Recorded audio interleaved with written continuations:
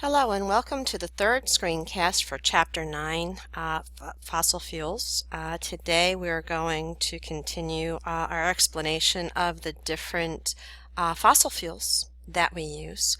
We're going to look at oil sands, oil shale, and we're going to talk about methane hydrate.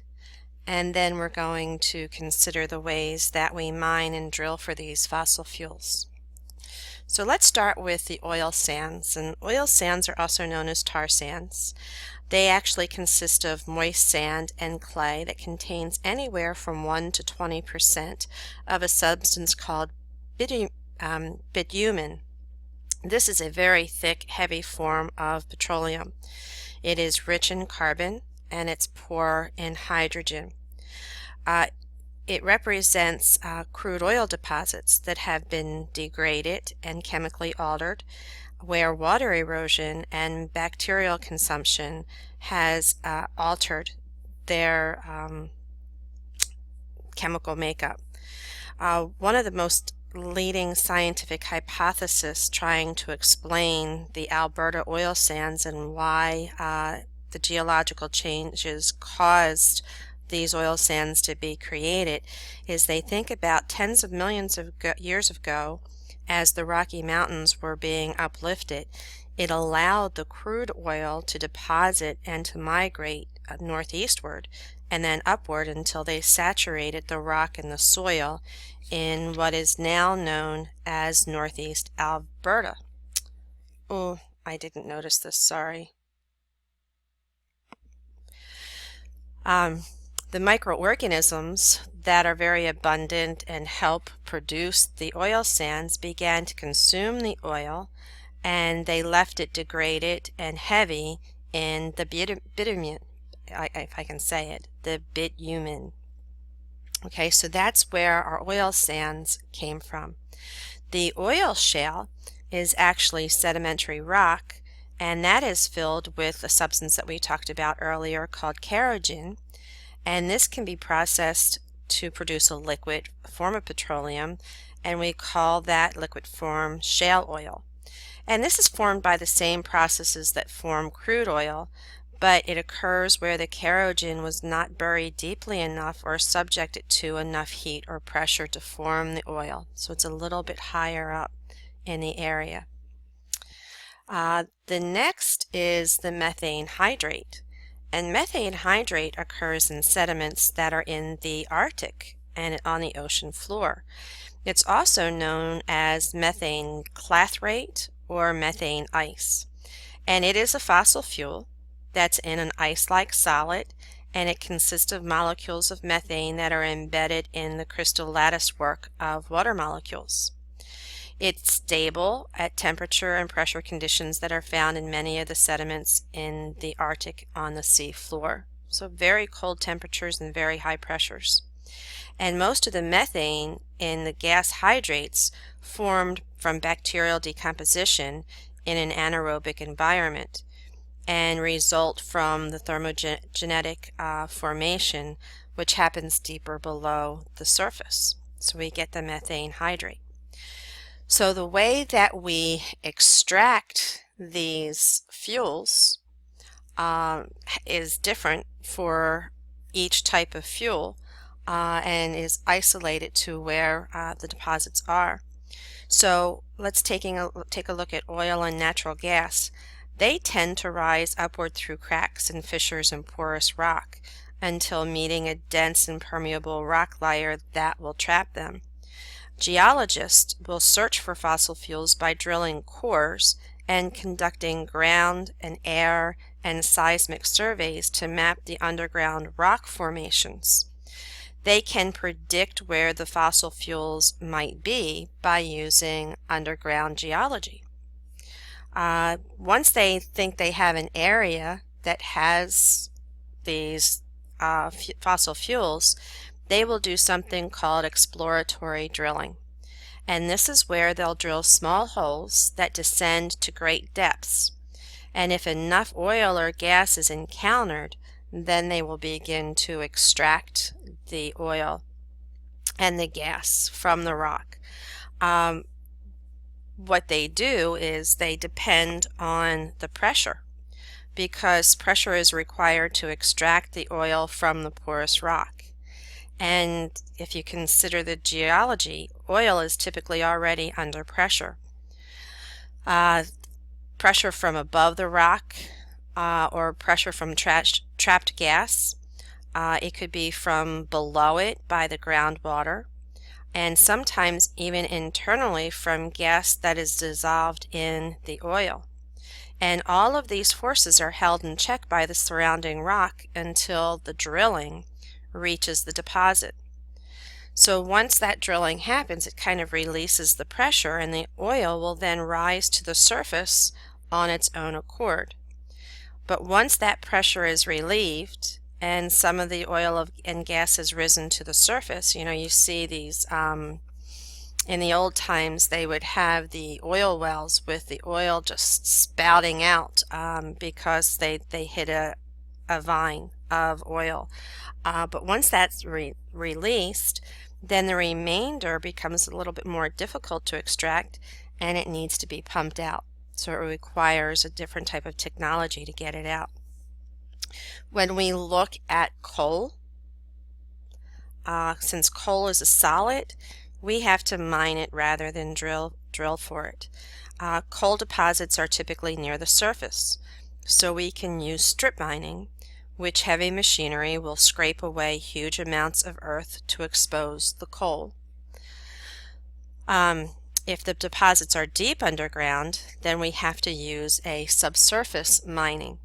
And this is where we dig vertical shafts and we blast out networks of horizontal tunnels to follow the seams or the layers of the coal. So let's take a look at a picture of this. I thought we had one next. Here we go. Here's the picture. So this is strip mining. And you can see that it just takes layers and layers of our Earth's crust to come to where either the oil sands are or the coal would be. And it really is very destructive of the land. And then here is the steam extraction that goes on, where we try to put in hot water to liquefy the bitumen. I still can't say that, bitumen, so that it can be pumped to the surface. So these are just two means of a way of extracting.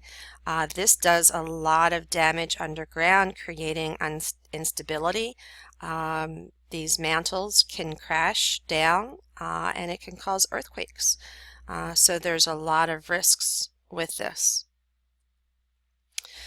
We can also do mountaintop mining.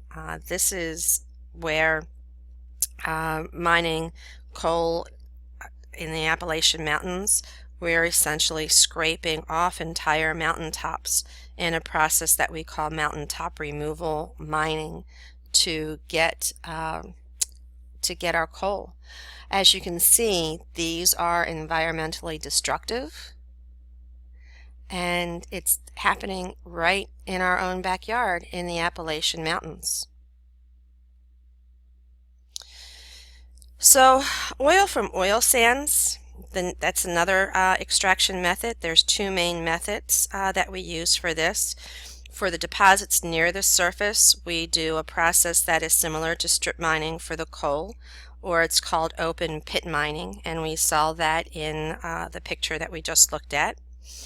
We get shovel trucks that just peel back layers of the peat in the soil and then dig out the vast quantities of bitumen, soaked sand, or clay.